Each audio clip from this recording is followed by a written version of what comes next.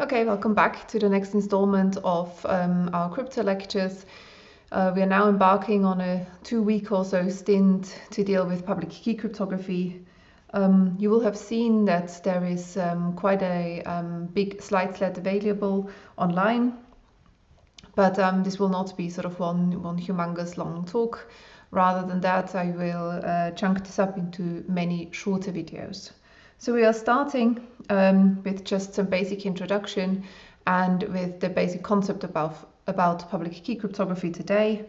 Then I will touch on the concept of hybrid encryption, which is how public key encryption really mainly is used in practice.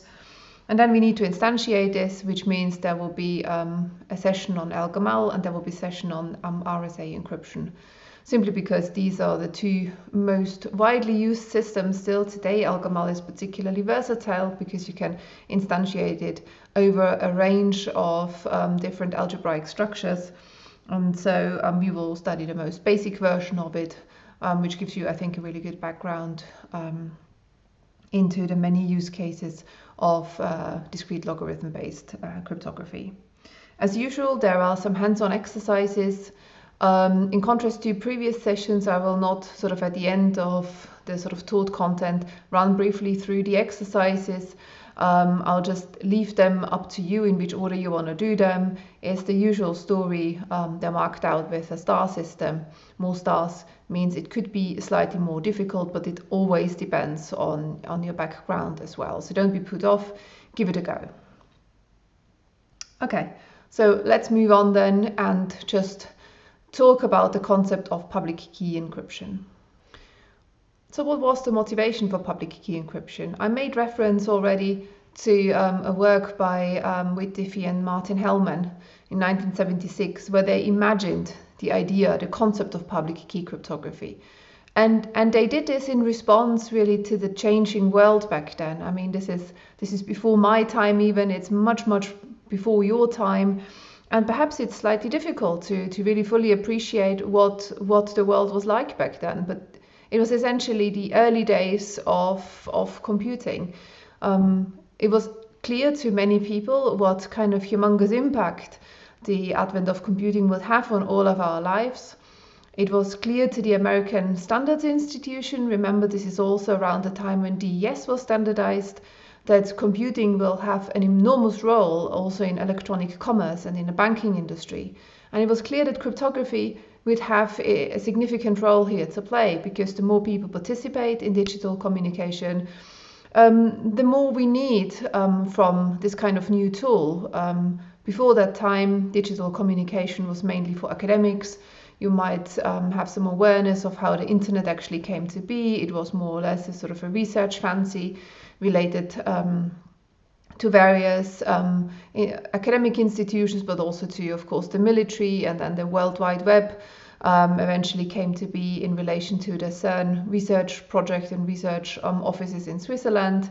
So this was sort of semi-serious only, but of course as soon as there's a widespread adoption of a system, and as soon as economies start relying on it, then it becomes way more serious. And so securing digital communication was clearly a very important thing.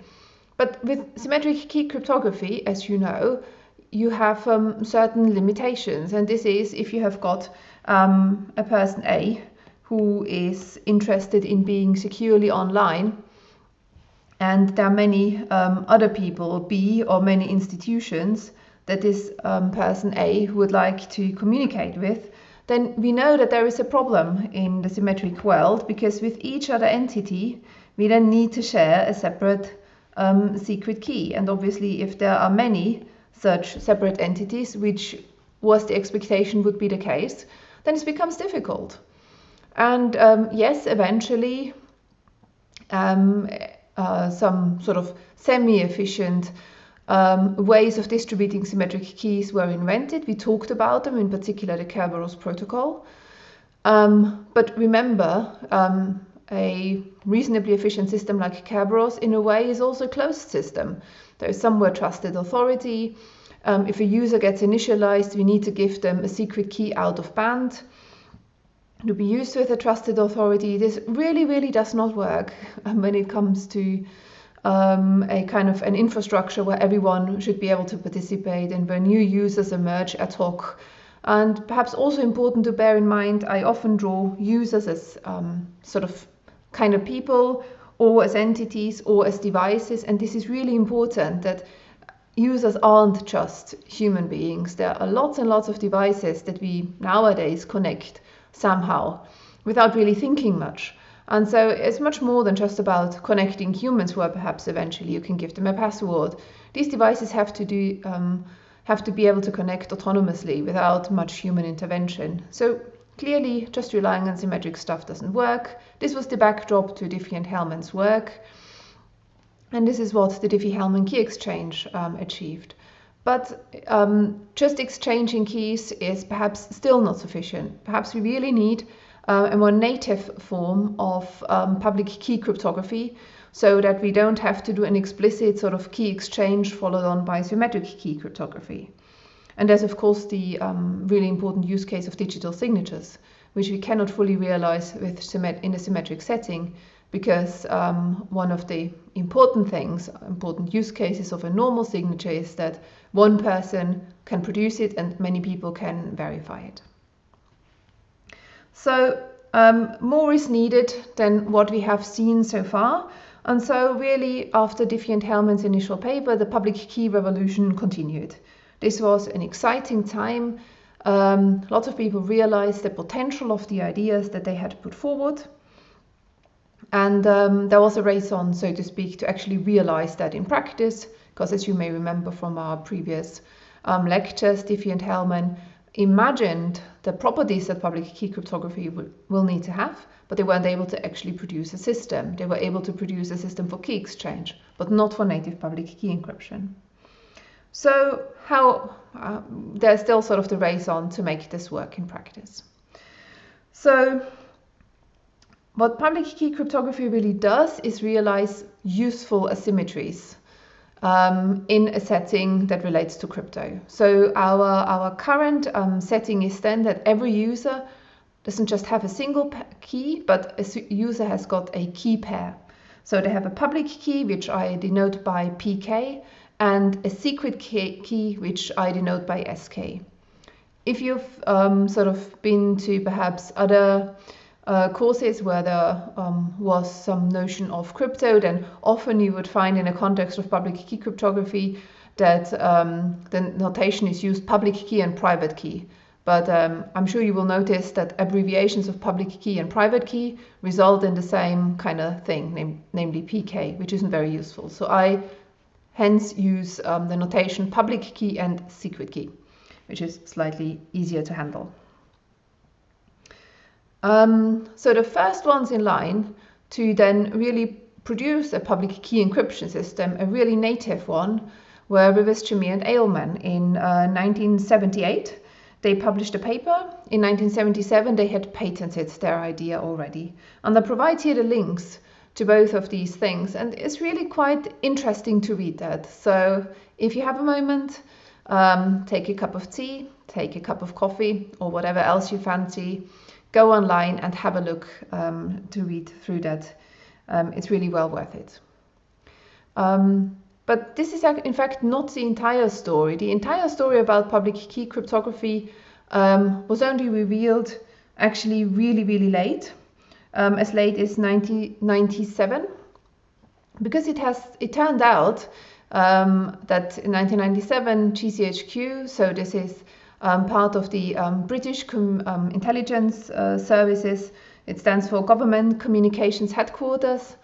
They regularly release sort of material that where sort of the time has sort of run out and it's no longer considered that valuable.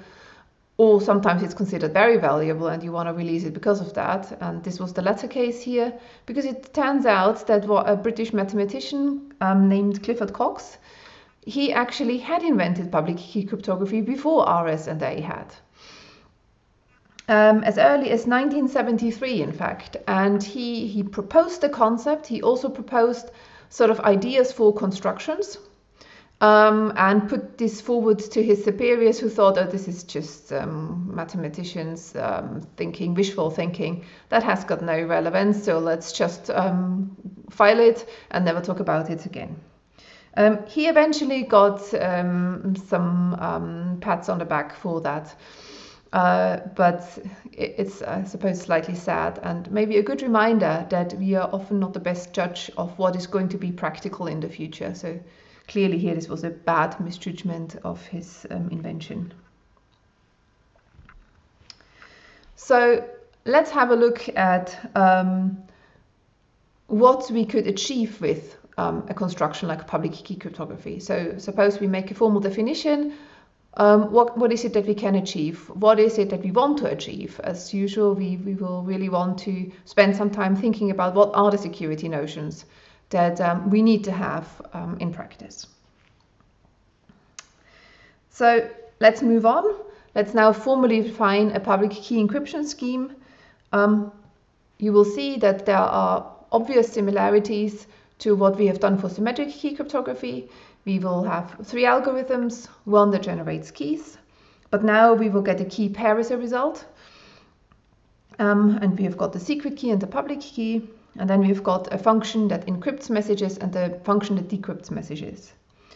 And what I do, which is kind of similar again to the case of symmetric encryption, I will indicate with my notation whether there is somewhere perhaps randomness involved, which you hopefully recall is absolutely essential to achieve indistinguishability. And when there is no randomness involved, so here, for instance, when we encrypt a message, then with using the arrow here, I indicate that this is a mapping. So a message might result in different ciphertexts if it gets encrypted multiple times. And this is because there will be somewhere randomness involved in the encryption. If we decrypt, then we should get just the message back, so there would be an equal sign. But in the case of public key encryption, we will now also tolerate a really, really small chance of decryption failing. So this is new. We didn't have that in the symmetric case at all. You might wonder, why is that?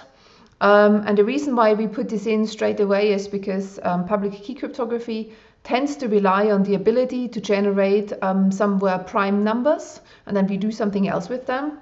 And efficient prime number generation tends to be probabilistic, which means there's a slight chance that this will fail, in the sense that we get a large number, but it actually isn't prime. It might just have a large prime factor, but a smaller other factor.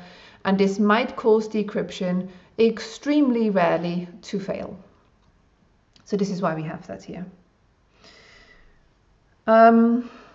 What I haven't done, as much as I did it in the case of symmetric key encryption, is I haven't actually written down what is the message space, what is the key space, and what is the ciphertext space. And the reason is that it depends so much how exactly your encryption system is being defined. Now, the native encryption itself will not work on bit strings. It will work on whatever kind of underlying algebraic structure we have. So it could be a finite field element, it could be a finite group element, it could be a ring element, whatever. This could be then represented as just a simple number, mod p, or it could be a polynomial, it could be a lattice. There are all sorts of things. Hence, I didn't write it down.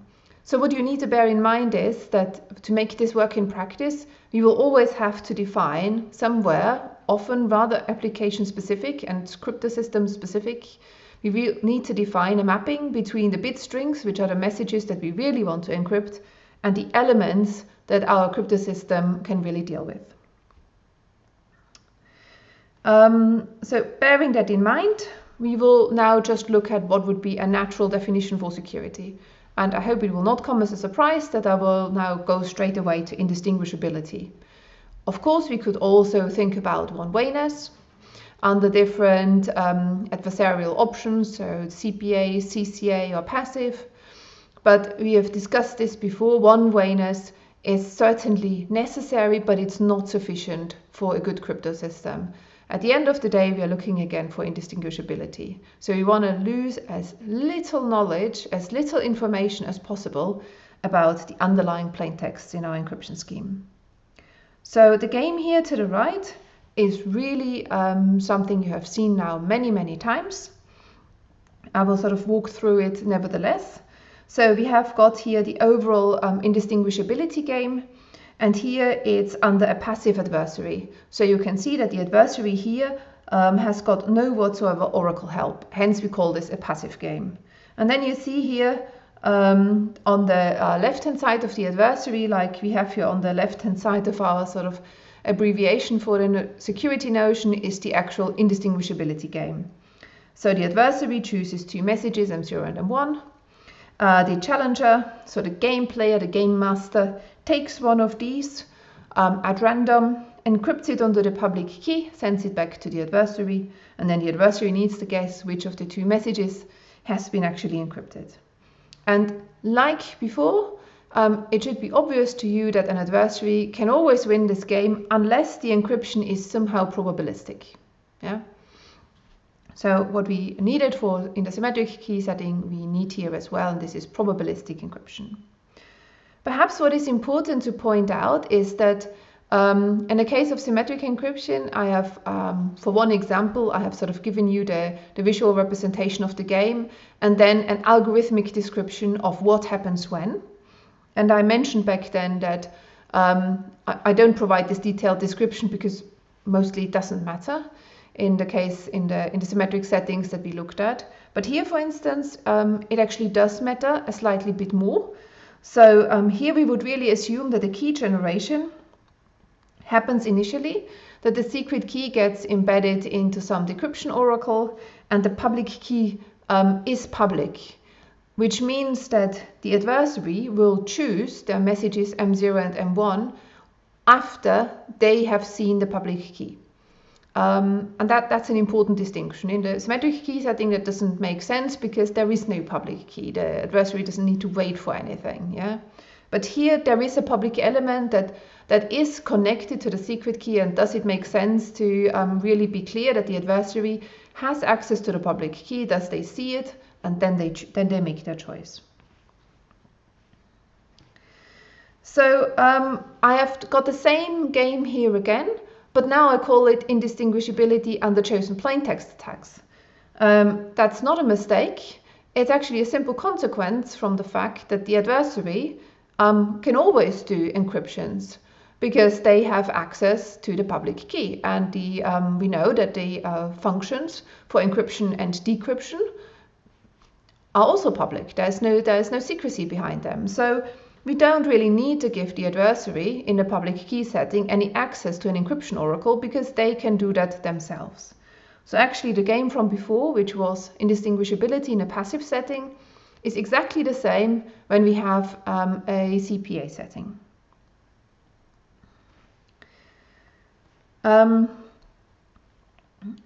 Perhaps one maybe subtle thing to sort of put in here is that you may remember that this indistinguishability game actually came from a range of games that we looked at for the one-time pad, which in fact is information theoretic secure, so unconditionally secure, meaning that even if we have an adversary who has got unlimited computing power, then we were able to show that the one-time pad will provide what we call perfect secrecy. So the adversary can learn nothing about the plaintext given a ciphertext. And this definition, you can't see although you see a ciphertext, you learn nothing about the plaintext. We saw that there are several different ways of phrasing this definition mathematically, and one of them was exactly this indistinguishability game that we are now again playing. And you could wonder, well, would it be possible to have a public key construction that would give you perfect secrecy in the case of an unbounded adversary? And the answer is no. This is not possible at all, not even if you have got randomized encryption. And this is because, again, the adversary has the public key. So even if your encryption function that you have here, so even if the encryption function with the public key takes in also somewhere some randomness and the message, in the case you've got an unbounded adversary, so remember this is unlimited computing power, they can of course enumerate all the R's, they can guess there are only 2 messages anyway, so they can enumerate all combinations of R and M0 and M1, and then they can do the encryption, and then they can obviously check what kind of message the target ciphertext C star corresponds to. So in case of an unbounded adversary, it's no way that you could ever construct anything that would be secure. So there's no perfect secrecy in the case of public key encryption. Another thing to think about is the difficulty that we had in the symmetric key setting, where we were able to construct, using just a block cipher, we were able to argue that we get security in a single key message setting, single message setting, sorry. But it became much more complicated if we needed to encrypt multiple blocks, multiple messages with the same key. So security in a setting with just a single block message was not at all the same as security in a setting with multiple block messages.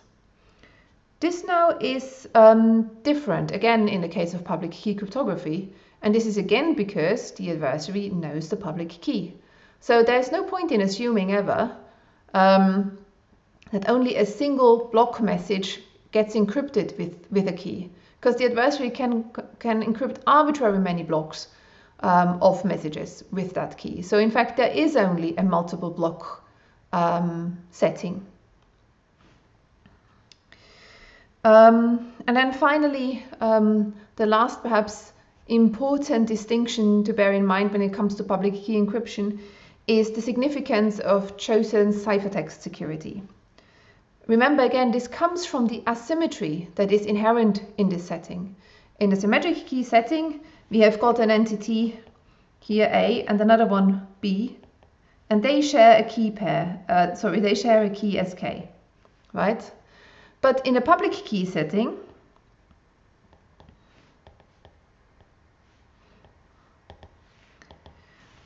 we have got this kind of asymmetry where if, suppose we have got B here, they will communicate with a lot of entities which will all be using the same public key of B for encryptions. So B can not rely who the sender of the message is. It's not like in the symmetric setting where B knows a message will be produced by A because there's only one other entity that they share a key with. There are arbitrarily many entities that can send encrypted messages to B, and they all potentially are okay because they all use B's secret key. So in this setting here, in the public key setting, it's much more practical to consider a scenario where, for instance, an adversary takes a ciphertext or maybe even modifies a ciphertext and sends that on to B impersonating E, or impersonating somebody, doesn't really matter. And the second scenario that's also much more realistic than in the symmetric key setting is that an adversary might grab a ciphertext that they see and then resend it, perhaps in a modified way, to B in their own name. So what could happen? Let's consider sort of a simple example for both of these scenarios. So the first one is that we have got an adversary, they grab a ciphertext, potentially modify it, and then they kind of impersonate a legitimate sender. So E perhaps impersonates A and sends a message to B. So it could well be that perhaps this message was related to the login process, and so it would contain a password. And then B might accept the user or not, and then do something in relation. And if E can observe the behavior of B as a result of this encrypted message, then they perhaps can learn something about that password. So if B immediately adopts the connection, then potentially this means that the password was invalid. So E can try and resend the ciphertext, slightly modifying it, and seeing how B reacts then. And thereby, eventually, they might actually learn the encrypted, what the password was. by playing around with the encryptions. And remember, they can generate encryptions themselves because they've got the public key. The second scenario is where the adversary again intercepts perhaps some ciphertext and modifies that perhaps, or just leaves it as it is, and then forwards it to B, but this time under their own name, so they're not impersonating anyone. Now, it might well be that this will encourage then B to get back to E. They would be using E's public key, perhaps, but maybe in the response they would be quoting from the original message, which means that it's really, really trivial for E to learn perhaps parts of the message that A sent to B, because B then responds not to A but to E, and kind of perhaps with partially with some partial plain text from the previous message. So these kind of things are actually really simple to do in the context of public key cryptography. And if we model this kind of scenarios, then this means in a way that we allow the adversary to send ciphertexts to a decryption oracle and potentially modify these ciphertexts. And so they become much more interesting and much more in a way natural now in a public key setting. So really, when we are coming to define security, we will absolutely want to insist that this is security under chosen ciphertext attacks. And now we've got the same game again, and you will notice that what I've added here is simply the decryption oracle. The rest of the game is pretty much the same. It's very similar to what we have seen in the case of symmetric cryptography. But bear in mind that if we are running this game, then the first step would be that key generation runs. And based on that, the public key is obviously made public. So the adversary then can choose the messages M0 and M1 based already on the public key. They will then get the encryption of that. And it will have to be randomized, otherwise the whole game is just trivial to win. And before sending messages, before receiving C star, and also afterwards, the adversary can query the decryption oracle with arbitrary ciphertext, but obviously not the target ciphertext. Otherwise the game would be trivial to win. So in CCA is the name of the game. A public key scheme that is only in CPA is not really much worth. What can we say? Sorry. When